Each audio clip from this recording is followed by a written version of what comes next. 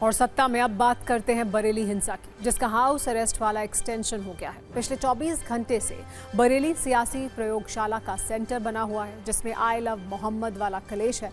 कहानी यही है कि बरेली में 26 सितंबर को आई लव मोहम्मद की नारेबाजी के बाद हुई सांप्रदायिक हिंसा के बाद हालात संवेदनशील बने हुए हैं। आज समाजवादी पार्टी का प्रतिनिधिमंडल दिल्ली से बरेली जाने वाला था, जिसे पुलिस ने बॉर्डर पर रोक दिया।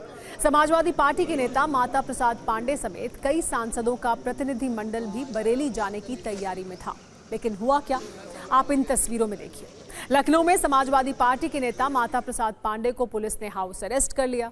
इससे पहले जिला मजिस्ट्रेट बरेली ने पुलिस आयुक्त लखनऊ और दूसरे जिलों के पुलिस कप्तानों को पत्र लिखकर निर्देश दिया कि बिना अनुमति कोई भी राजनीतिक प्रतिनिधि बरेली की सीमा में प्रवेश ना करें।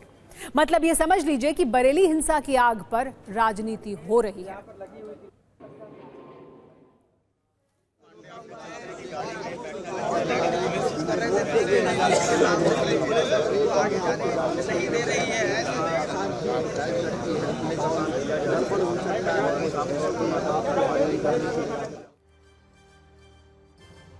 हाउस अरेस्ट वाली पॉलिटिक्स की अगली तस्वीर संभल की है। संभल के सांसद जियाउर रहमान बर्क जब बरेली के लिए निकले तो स्थिति कुछ ऐसी बन गई। पुलिस इंस्पेक्टर उनके सामने खड़े हो गए। काफी देर तक सांसद बरेली जाने पर अड़े रहे, लेकिन पुलिस ने उन्हें घर से बाहर नहीं जाने दिया। पुलिस ने सांसद जियाउर रहमान बर्क के निवास को घेर लिया। सांसद बरेली में दंगा पीड़ित परिवारों से मिलने जा रहे थे। बर्क का यूपी सरकार और पुलिस से सवाल है कि बरेली में जिनको गिरफ्तार किया गया उनका क्या दोष है। अगर पुलिस के पास कोई सबूत है, उन्होंने कोई कानून तोड़ा है, तो वो सबूत पेश क्यों नहीं करते। बरेली को लेकर आज यूपी गेट पर हाई वोल्टेज ड्रामा देखने को मिला। आज सुबह करीब 11 बजे समाजवादी पार्टी के सांसद इकरा हसन और हरेंद्र मलिक के साथ प्रतिनिधिमंडल दिल्ली से बरेली के लिए निकला। जैसे ही काफिला यूपी गेट पहुंचा, वहां मौजूद गाजियाबाद कमिश्नरेट पुलिस ने उन्हें रोक लिया। एसपी सांसदों की पुलिस के साथ तीखी झड़प हुई। सांसद हरेंद्र मलिक की तो पुलिस के साथ धक्का मुक्की भी हुई।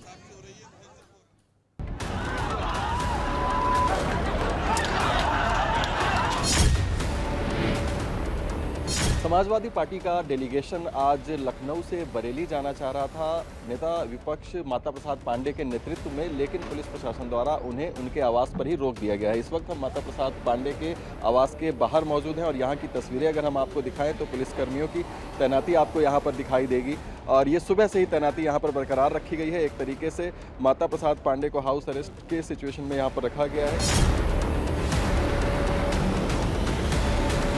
प्रशासन से जो नोटिस मिली है उसमें उन्होंने कहा सेक्शन 163 के अंतर्गत निषेधाज्ञा जारी कर दी है और निषेधाज्ञा में उन्होंने कहा है कोई बाहरी व्यक्ति किसी जिले का यहाँ ना आवे, तो उसी के आधार पर मुझे रोका गया।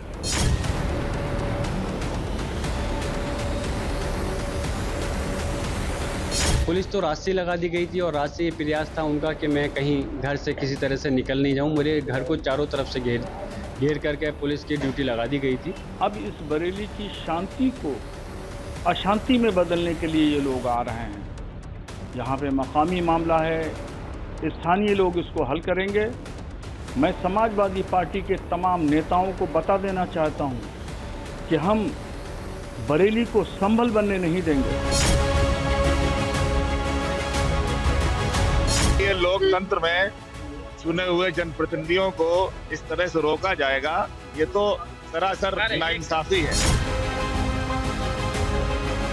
पूरे जनपद में 163 बीएनएसएस की धारा जो लगी हुई है, जिसमें कहा गया है कि कोई भी काम बिना परमिशन लिए नहीं होना चाहिए और उसमें जो लोग भी बाहर से अगर जनपद में आना चाहते हैं तो पहले जब वो अपनी अनुमति प्राप्त करेंगे और अनुमति मिलने के पश्चात ही हम चाहेंगे कि वो लोग जनपद में आएँ, क्योंकि वहाँ पे संवेदनशीलता के मद्देनजर ये जरूरी है।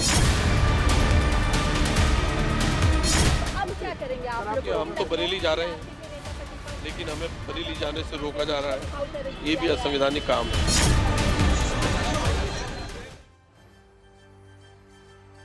बरेली हिंसा पर राजनीति के साथ साथ बुलडोजर एक्शन भी हो रहा है। बरेली के सैलानी बाजार में नगर निगम का बुलडोजर चला। 4 बुलडोजर से अवैध निर्माण गिराया गया। पुलिस इस मामले में आरोपी तौकीर रजा के करीबियों पर एक्शन ले रही है। तौकीर रजा के सहयोगी नफीस की बेनामी संपत्ति पर बुलडोजर चलाया गया है। नफीस और उसके बेटे को जेल भेजा जा चुका है। इस पर भी दंगा भड़काने का आरोप है। पीछे से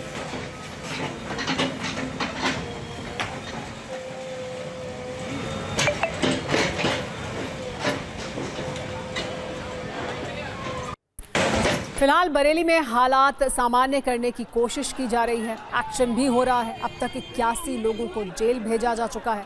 कुल 10 एफआईआर दर्ज की गई है। 2500 उपद्रवियों में से 200 को नामजद किया गया है। पुलिस ने दावा किया था कि बरेली में बवाल की साजिश रची गई थी, जिसका मास्टरमाइंड मौलाना तौकीर रजा है। वहीं पुलिस पर ये आरोप लगा रहे हैं कि वो सूबे की सत्ता के दबाव में काम कर रही है। उन्हें ये नहीं भूलना चाहिए कि उनके संवैधानिक जिम्मेदारी लोगों के अधिकारों की रक्षा करना है। आप सुनिए कैसे इस पर राजनीति हो रही है।